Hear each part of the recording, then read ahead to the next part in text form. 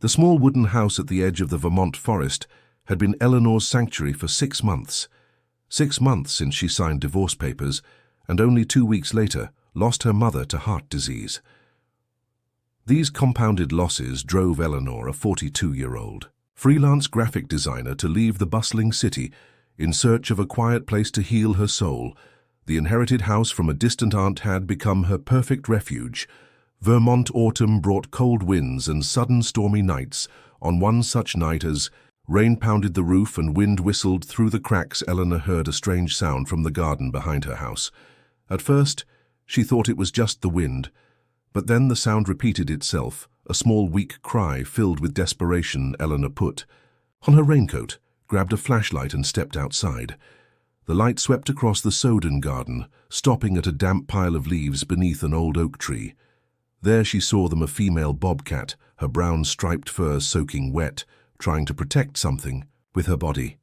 The animal had a small wound on her hind leg, possibly from a broken branch. Beside her, a much smaller creature trembled. A baby owl, feathers drenched large round eyes, looking at Eleanor with terror. The strange thing was that the bobcat did not run away when she saw Eleanor. Instead, she looked at her with what Eleanor would later describe as eyes blending desperation and hope. The baby owl appeared to have fallen from a nest high in the oak tree, and for some reason the bobcat was protecting him. Eleanor hesitated. Logic told her to call Wildlife Protection Services, but the heart urged her otherwise. In the eyes of the bobcat, she recognized the loneliness and desperation she herself was experiencing. Standing in the cold rain, Eleanor made her decision. She returned to the house, took a large plastic container, lined it with an old blanket, and gently returned to the garden. The bobcat watched Eleanor place the container down and stepped back a few paces. To her surprise, the animal seemed to understand her intention. She gently pushed the owl into the container, then jumped in herself, her eyes never leaving Eleanor. She carefully lifted the container, feeling the faint warmth from the 2 lives inside, and brought them into the small shed attached to her house. The shed had an old stove Eleanor had never used. She lit a fire, creating a warm space, and placed a bowl of water, along with some food, raw chicken from the refrigerator for the bobcat and some minced meat for the owl. She did not know if she was doing the right thing, but she knew she could not abandon them in the stormy night. That night, Eleanor could not sleep. She spent time researching online about how to care for wild bobcats and owls. According to what she read, the relationship between these 2 species in nature was predator and prey. Yet here they had a different connection, perhaps due to special circumstances, or perhaps because of something deeper that humans could not understand. The next morning, when Eleanor gently opened the shed door, she found both had eaten the food and were curled up together. The bobcat raised her head alertly but showed no signs of aggression. The little owl still trembled, but his eyes no longer held the fear they had before Eleanor decided to name them. The bobcat with amber eyes and mysterious calm demeanor she called Luna. The small owl with curious eyes and wise appearance she named Oliver. In that moment, under the early morning sunlight streaming through the small shed window, Eleanor had no idea that this encounter would change her life forever. The first days were not easy.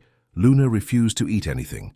Eleanor brought only drinking a little water and curling up to protect Oliver.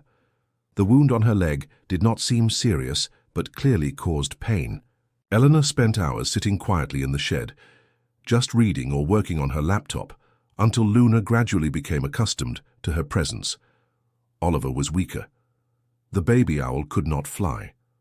One of his wings seemed slightly injured from falling from the nest. Eleanor researched everything she could about caring for baby owls and learned they needed a special diet and careful attention.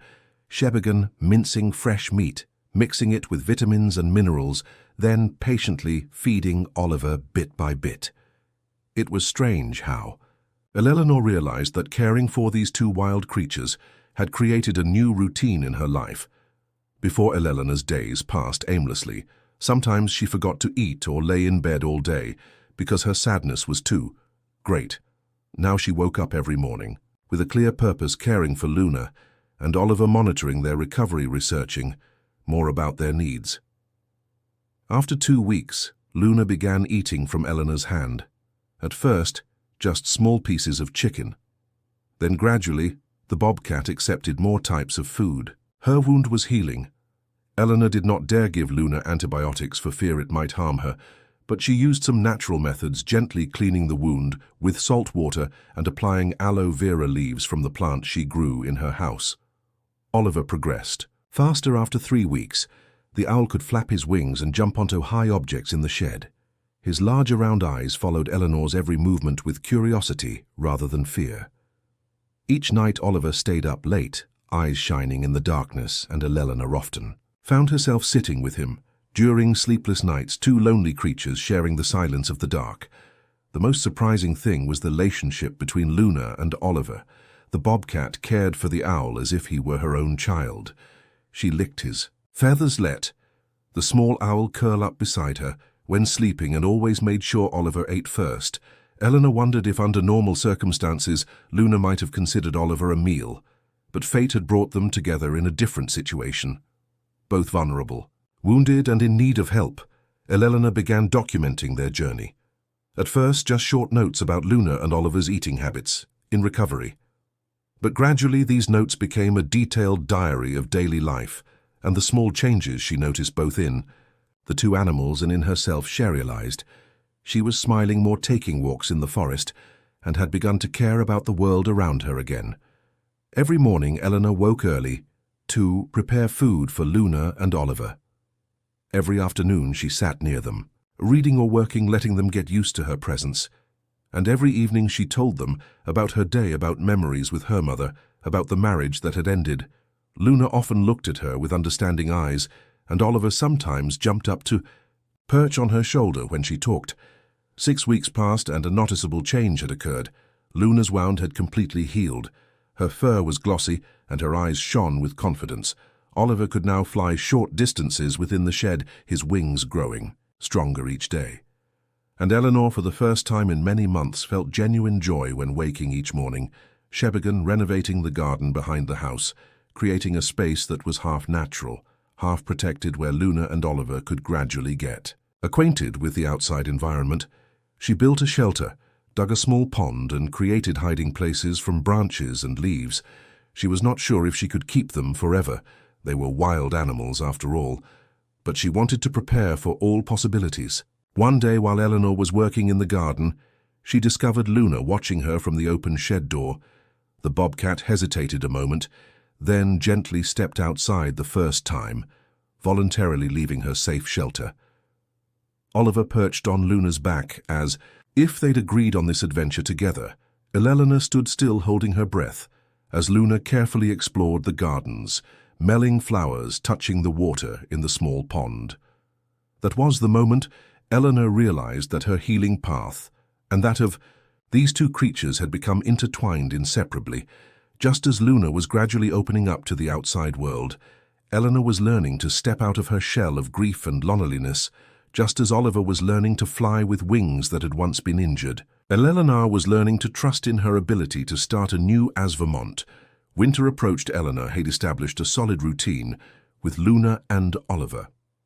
Each morning she opened the shed door, and the three explored the garden together. Luna had become more confident, sometimes venturing to the edge of the forest before returning. Oliver now flew well, often perching on high branches and observing the world from above. Eleanor began to worry that one day they might not return. That was natural, she knew, but the thought of losing these strange friends made her heart ache. At the same time, she also knew that keeping them when they were healthy would be selfish. True love, she had learned, sometimes meant letting go. One morning, while Eleanor was working in the house, she heard an unusual call from Oliver outside. Looking through the window, she saw a larger owl perched on a nearby branch. Oliver was flying around, making sounds Eleanor had never heard before. It seemed a new friend, or perhaps a mate, had appeared. Luna had also noticed the new visitor. The bobcat sat quietly under the tree watching Oliver and the new friend with an expression Eleanor could only describe as proud, yet sad. It was like a mother watching her child grow up and ready to enter a larger world. Eleanor knew what was about to happen. She had prepared herself for this moment, but it still hurt. She sat down beside Luna, gently touching her soft fur. The two friends together witnessed Oliver flying higher and farther with the new friend until they disappeared into the deep forest. That evening, Elelana prepared dinner for herself and Luna in a somber atmosphere. A part of her had gone with Oliver, but she also felt a gentle joy, knowing the little owl had found his own path. Luna lay near her, feet thoughtfully looking toward the window where moonlight illuminated the garden. After midnight, when Eleanor had fallen asleep, a soft sound woke her. It came from the bedroom window, left slightly open towel. Come the cool autumn air, Elelana opened her eyes and saw a familiar silhouette perched on the windowsill. Oliver had returned, his large round eyes gleaming in the moonlight. The owl jumped into the room, flew around once and perched on the bookshelf near Eleanor's bed. Luna, who had been sleeping at the foot of the bed, raised her head and made a soft sound of welcome. Oliver responded with his own small call, then began preening his feathers as if he had just gone out for a short while, not flown away with a new friend. Eleanor could not hold back tears.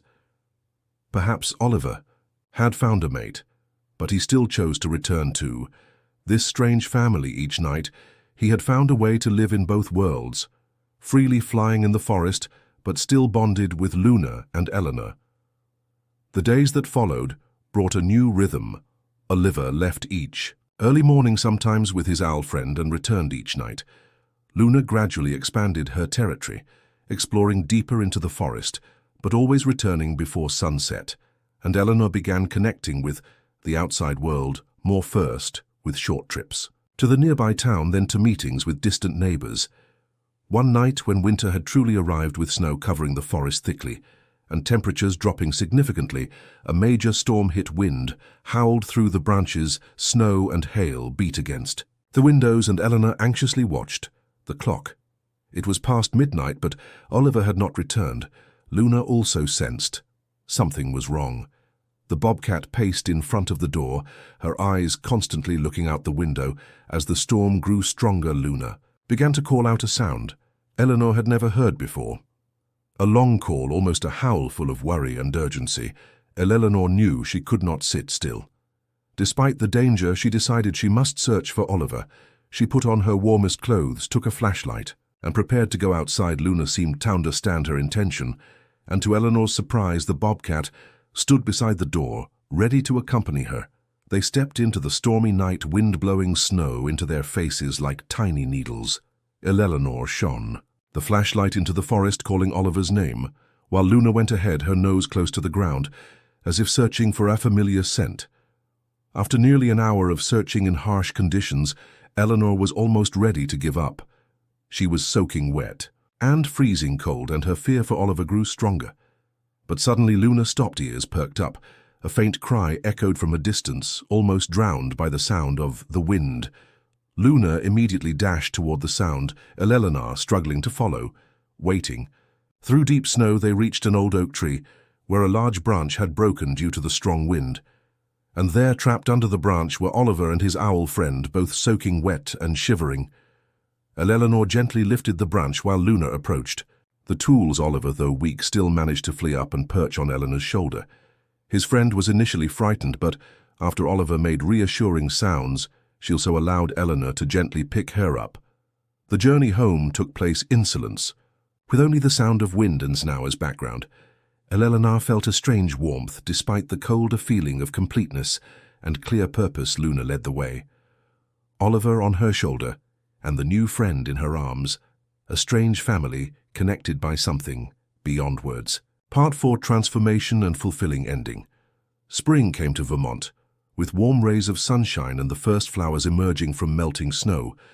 Eleanor's house had now become a completely different place compared to a year before the garden had been transformed into an ideal space for Luna, Oliver, and Oliver's new friend, whom Eleanor named Willow.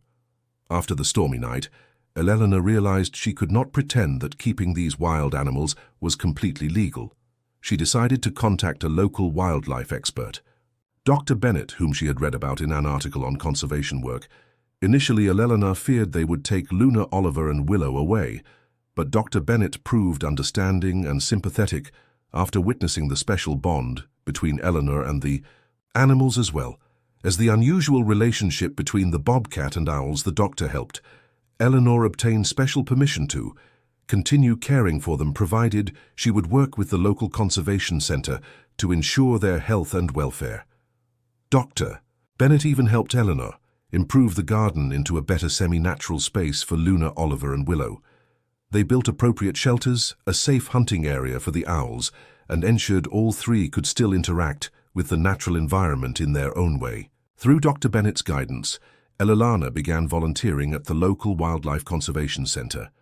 At first, she only helped with administrative tasks, but gradually she learned how to care for injured and abandoned animals.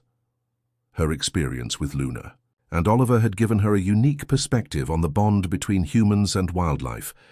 At home, Eleanor began writing a blog about her experience with Luna and Oliver. She shared lessons about patience, trust, and healing that she had learned from these special friends. Her blog quickly attracted attention, not just for the unusual story of a bobcat and owls living together, but for the profound message about finding oneself again after loss. Each of Eleanor's posts was illustrated with photographs she took. Luna stretched out in the sunlight, Oliver and Willow perched on the branch near the window, the three creatures having dinner together in a peaceful moment. These images told a story of trust and love transcending natural boundaries of finding family. In the most unexpected places, summer arrived, and Eleanor had completely transformed compared to the woman who had entered this forest home a year ago. Her hair no longer looked unkempt. Smiles appeared frequently on her face, and her eyes shone with confidence and purpose. She had resumed taking graphic design projects, but now much of her work related to animal conservation, organizations, and environmental causes. One afternoon, as Eleanor sat on the porch working, she noticed Luna watching her from the edge of the forest. The bobcat was no longer the weak and injured creature Eleanor had met on that rainy night. Now she was a strong and confident adult animal, her striped brown fur gleaming in the summer sun. For a moment, Eleanor feared Luna might choose to lead her cub deep into the forest and not return. She had prepared for that, knowing it was natural and right for a wild creature. But Luna did not disappear into the deep forest. Instead, she slowly walked toward Eleanor, and beside her was a small creature, a bobcat cub. Eleanor held her breath. Luna had given birth, and she had chosen to bring her child to meet her. It was an invaluable gift of trust. Luna stopped at a safe distance, her cub hiding under her body. Eleanor did not move, only speaking soft words. She knew Luna recognized. After a while, the mother bobcat gently nudged her cub forward. As if introducing him, Eleanor felt tears welling up as she realized Luna had accepted her, not just as a temporary caretaker, but as a member of her family. From the branch above, Oliver and Willow also witnessed this moment. The pair of owls had built a nest in Eleanor's garden, a neat nest hidden among dense pine branches. They were no longer weak baby owls, but healthy night hunters with strong wings and sharp eyes. But just like Luna, they'd chosen to make Eleanor's house part of their territory. When autumn came again, Eleanor hosted a small gathering at her home. Dr. Bennett, a few staff from the conservation center, and some new friends Eleanor had made through her volunteer work. They sat in the garden, now a perfect semi-natural space, drinking tea and sharing stories. Luna and her cub observed from a safe distance, sometimes appearing when everyone had left, and only Eleanor remained. During that gathering, Dr. Bennett suggested Eleanor write a book about her experience. Initially, she declined, feeling not confident enough, but as winter came and the long nights grew quiet, Eleanor began to write. She wrote about the pain of loss, about loneliness and desperation. She wrote about the rainy night and the miraculous encounter with Luna and Oliver.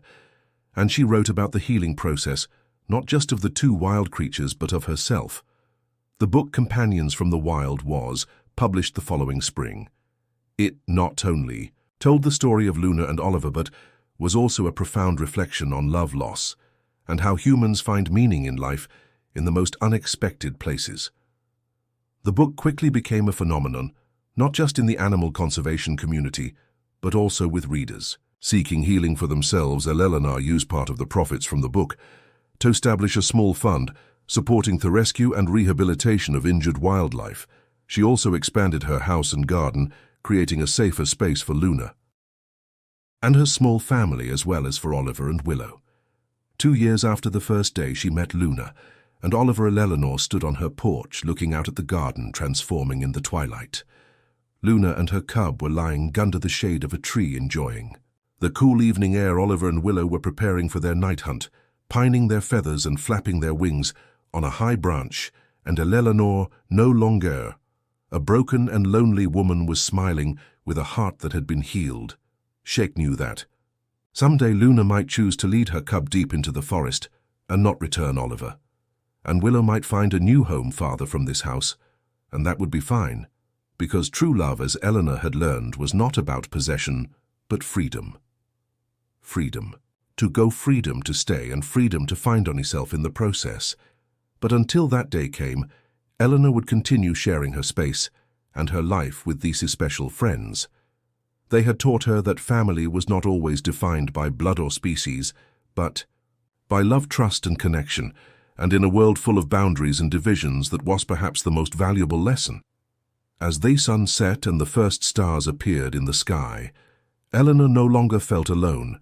She had found her family a strange family, following rules but full of love, and in that love she had found healing and a new beginning. From the high branch, Oliver made a soft call as a farewell before flying into the darkness. Luna raised her head, yellow eyes gleaming in the moonlight, and Eleanor knew that no matter where life took them, a part of them would always stay together, connected by that rainy night when 3 lonely souls found each other and began a healing journey together.